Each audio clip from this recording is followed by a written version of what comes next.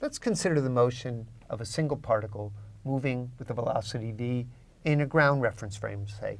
Recall that we defined the momentum of this object as mv, and we know that Newton's second law can be written in terms of the change of momentum dp dt.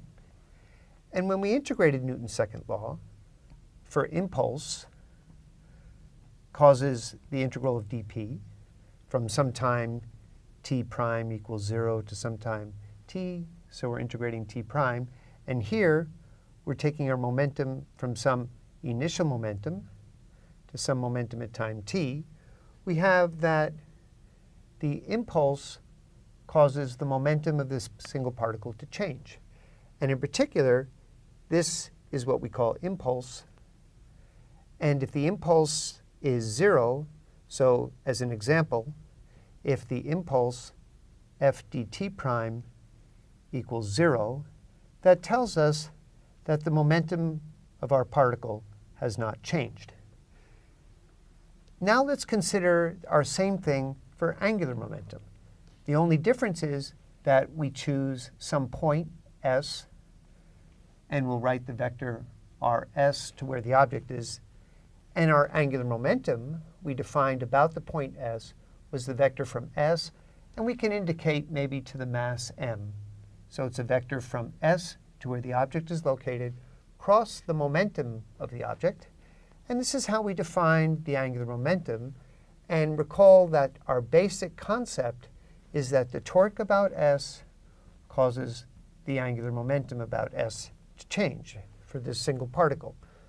Now, torque is if there's a force acting on the particle. So for instance, if the force were acting at some angle, not only does the force cause the momentum to change, but we know that if there's a torque about s, it will cause the angular momentum of the particle to change too. Now, let's talk about the angular impulse, which is integrating the torque from, say, sometime t prime equals 0 to sometime t. And that's the integral of the angular momentum about s. And now we're integrating this from some initial angular momentum to some final angular momentum. And just as before, we have that the angular impulse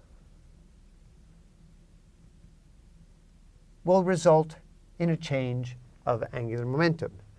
And in particular, if our angular impulse is 0, that implies that the angular momentum of this particle is constant.